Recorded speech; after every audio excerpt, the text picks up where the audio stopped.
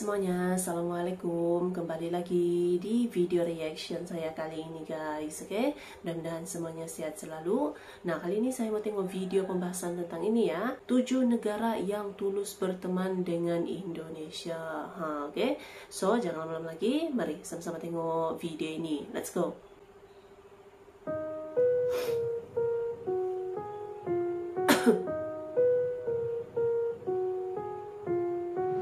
Sebelumnya kita telah membahas negara yang memberi arah perubahan sikap terhadap Indonesia.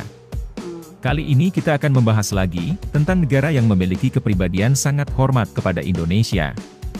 Simak terus videonya.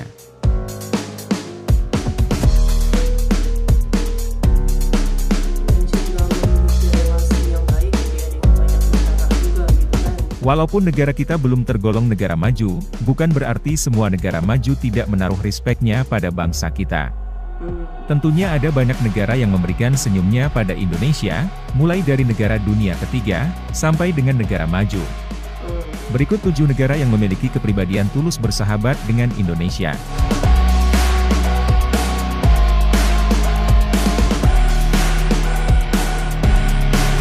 Yang pertama adalah The Philippines. Tidak hanya pemerintahannya, akan tetapi masyarakatnya juga terkenal memiliki kedekatan emosional yang sangat kuat dengan Indonesia. Walaupun bahasa di antara keduanya tidak begitu sambung satu sama lain, tidak menyurutkan semangat antar kedua negara untuk terus bekerja sama. Bahkan, sering kita melihat, apa yang sedang trending di Indonesia, bisa sampai menjamur di Filipina.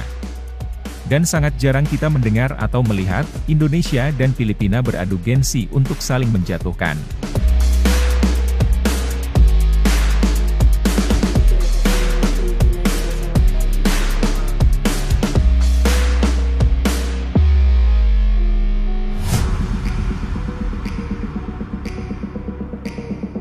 Yang kedua adalah Jepang.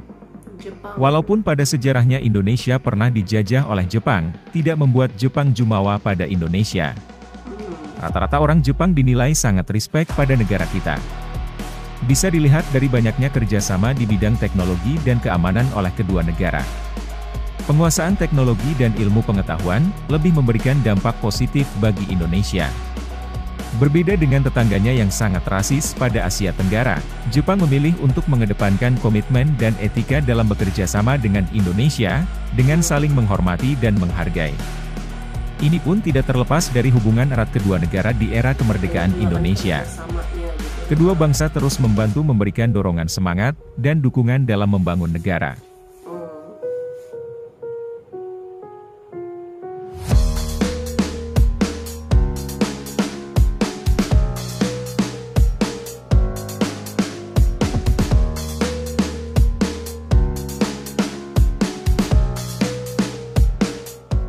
Yang ketiga adalah Rusia. Sudah bukan rahasia umum lagi jika Rusia adalah sahabat dekat Indonesia. Mulai dari bantuan persenjataan pasca kemerdekaan untuk mengusir Belanda, membantu menyiapkan pesta olahraga Asian Games pada masa Orde Lama, hingga mengajak Indonesia untuk bergabung dalam banyak ikatan kerjasama. Walaupun dalam perjalanannya Indonesia jarang mengabulkan permintaan Rusia, dikarenakan Indonesia lebih fokus pada perhimpunan ASEAN dan gerakan non-bloknya. Rusia juga selalu menghormati keputusan yang diambil Indonesia, dengan tidak berprasangka negatif. Bisa kita lihat dari sifat maklumnya terhadap kebijakan Indonesia, yang mengharuskan untuk menjaga jarak dengannya.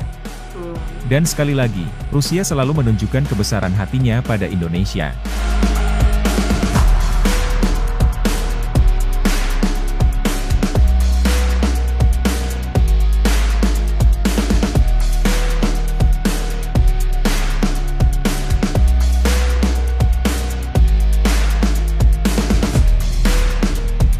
Yang keempat adalah Palestina. Salah satu negara yang pertama mengakui kemerdekaan Indonesia. Meskipun Palestina dan Indonesia dipisahkan oleh jarak yang sangat jauh, akan tetapi tidak dengan hati kedua negara ini. Penjajahan yang dilakukan Zionis Israel pada Palestina, membuat Indonesia marah dan tidak pernah putus untuk memberi dukungan pada Palestina untuk kemerdekaannya. Memberikan bantuan material dengan menyalurkannya melalui diaspora Indonesia di Palestina, serta dukungan semangat yang luar biasa dari pemerintah dan rakyat Indonesia. pun dengan Palestina, senantiasa selalu mendoakan kebaikan untuk bangsa Indonesia.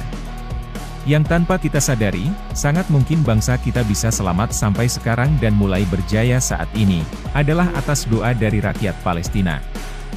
أكبر مستشفى موجود في شمال قطاع غزة ومين اللي أنشأ ودعمه؟ والله أكبر مستشفى موجود في قطاع غزة هو المستشفى الأندونيسي. هذا العلم علم دولة إيش؟ دولة أندونيسيا أكيد. طيب إذا ممكن تمسك لنا العلم؟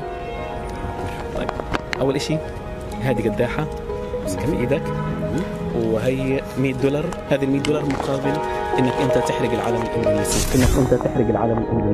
ممكن تديني $100؟ تفضل. الآن أنا مستعد أحرق $100 الأمريكي وما أحرقش علم دولة إسلامية.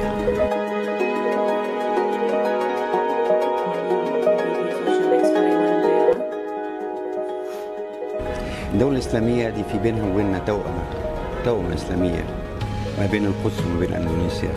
تأكد تماما الدولة الإسلامية هذه لا يمكن إلا نكون واقفين جنبها ومعها في كل أزماتها حتى في عيد استقلالها. $100 الأمريكي ترجع وقداحتك ترجع والعلم هذا رح نحطه بجانب العلم الفلسطيني عشان نقول فلسطين وأندونيسيا هما إسلامية واحدة.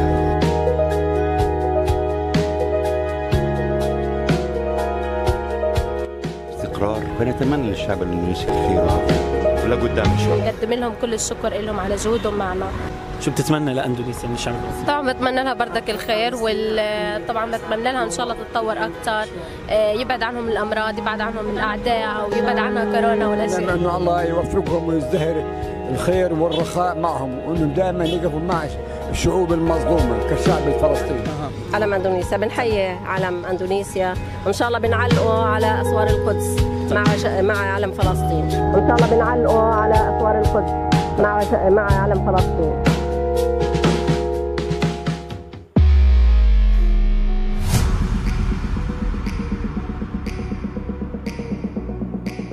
Yang kelima adalah China. China kita kenal sebagai negara yang gencar menaruh pengaruhnya di setiap negara, namun untuk di Indonesia sendiri, China selalu berhati-hati dan tidak dengan cara menekan. China sangat sadar akan kedekatan hubungan kerjasama yang terjalin selama ini. Karakter bangsa Indonesia yang dipetakan China, membuatnya selalu mencari formula baru untuk meningkatkan kepercayaan.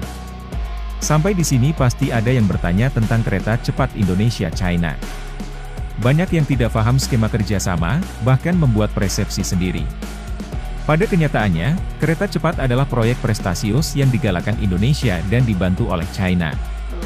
Berhubungan dengan penolakan negosiasi penurunan persentase bunga yang ditolak China, itu adalah nego yang dilakukan pihak Indonesia terhadap pihak KCJ dan bukan pelanggaran di luar kesepakatan dari China itu sendiri. Dan terkait dengan APBN untuk jaminan pinjaman hutang kereta cepat pun bukan tanpa alasan. Dikarenakan China sendiri khawatir, jika proyek yang dijalankan bersama, belum memperoleh keuntungan atau balik modal, sesuai waktu yang telah diprediksi. Namun ada juga yang menilai bahwa APBN kita tergadaikan. Bagi yang tidak tahu skema hutang tersebut, sangat cepat menilai. Namun dalam faktanya, APBN negara kita bernilai jumbo dan tidak bisa dibandingkan dengan kereta cepat yang hanya bernilai sekian triliun. Daripada panjang lebar, pada poin ini intinya China sangat antusias bekerja sama membantu negara kita, dan ingin melihat Indonesia lebih maju. Yang keenam adalah India. India merupakan negara yang selalu menghormati Indonesia, pun dengan sejarahnya. India selalu ingin bersahabat dengan Indonesia, karena India merasa Indonesia adalah negara besar yang memiliki kemiripan nasib yang sama, yaitu sebagai bekas negara jajahan Eropa. Beberapa dekade setelah pasca kemerdekaan, Indonesia dan India nyaris dipandang dominan identik oleh negara-negara lainnya.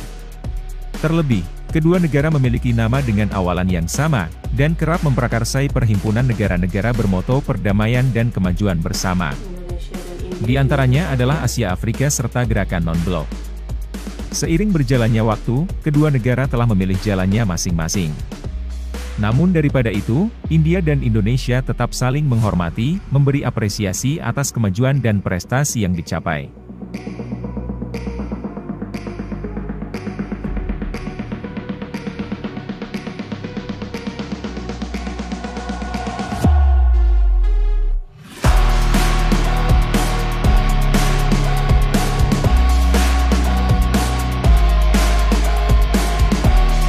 Yang ketujuh ada Brunei Darussalam. Negara kecil yang berlokasi di utara Pulau Borneo ini bisa dibilang saudara adik Indonesia. Brunei juga adalah salah satu negara yang hampir tidak pernah berselisih dengan negara kita. Hubungan yang baik antara Kesultanan Brunei dan Indonesia sudah terjalin sejak lama. Walaupun Indonesia sudah beberapa kali berganti kepemimpinan serta arah kebijakan, namun sikap Brunei untuk Indonesia tetaplah sama, yaitu menghormati keputusannya, tidak pernah risih akan setiap perkembangan kemajuan yang ditorehkan Indonesia. Bahkan, Brunei nampak senang dan semakin bersemangat untuk menjalin kerjasama yang lebih intensif. Lalu bagaimana dengan Malaysia? Sebelum membahasnya, kami mengajak teman-teman sekalian untuk bersikap dan melihat secara objektif. Indonesia dan Malaysia punya sejarah yang buruk di antara keduanya. Pengkhianatan Perjanjian Manila, juga konfrontasi Ganyang Malaysia, telah sukses membuat cacat hubungan kedua negara dalam catatan sejarah. Dan biang dari perkara ini, jelas adalah doktrin serta ikut campurnya bangsa asing. Kedua negara saling adu gengsi dalam percepatan kemajuan negaranya masing-masing. Namun daripada itu perlu dicatat, bagi orang-orang pribumi asli dengan kultur budaya yang hampir mirip, membuat kedua negara memiliki kekuatan emosional yang cukup erat. Adu gengsi bisa dibilang hanya sebuah casing, di mana isi aslinya kedua negara justru berpotensi paling kuat untuk mendukung satu sama lain. Bisa kita lihat dari betapa marahnya Indonesia ketika Israel hendak menyerang Malaysia. Hingga ramai muncul tagar di dunia maya oleh netizen Indonesia. Jika ingin menyerang Malaysia, langkahi dulu Indonesia. Tentu ini adalah sesuatu yang unik dari hubungan kedua negara, dan ini bukan menjadi rahasia umum lagi di mata dunia. Adu gengsi antar negara harus kita mainkan secara piawai, sehingga bangsa kita bisa terpacu untuk semakin maju dan bermartabat. Jika ada yang perlu ditambahkan, bisa teman-teman tulis di kolom komentar. Sekian dulu video dari kami, silakan dukung kami dengan like, komen dan subscribe. Oke guys, itulah dia video pembahasannya ini. Jadi memang Indonesia itu memiliki relasi yang sangat baik gitu ya dengan banyak negara gitu kan, dan juga memiliki kedekatannya juga macam tadi Rusia. Kalau Rusia kan memang daripada zaman Presiden Soekarno tuh memang sudah dekat, Rusia banyak membantu juga gitu kan, mendukung kemerdekaan Indonesia juga gitu. Jadi relasi yang ada gitu, relasi yang dibina gitu kan Indonesia dengan negara lain itu memang baik gitu, memang memiliki kedekatan yang sangat baik gitu kan. So, terima kasih banyak sebab kamu sudah menonton video ini. Jangan lupa macam biasa untuk support channel saya dengan subscribe, like video ini, dan jangan lupa untuk komen juga, oke? Terima kasih banyak dan kita jumpa lagi di video seterusnya. Assalamualaikum.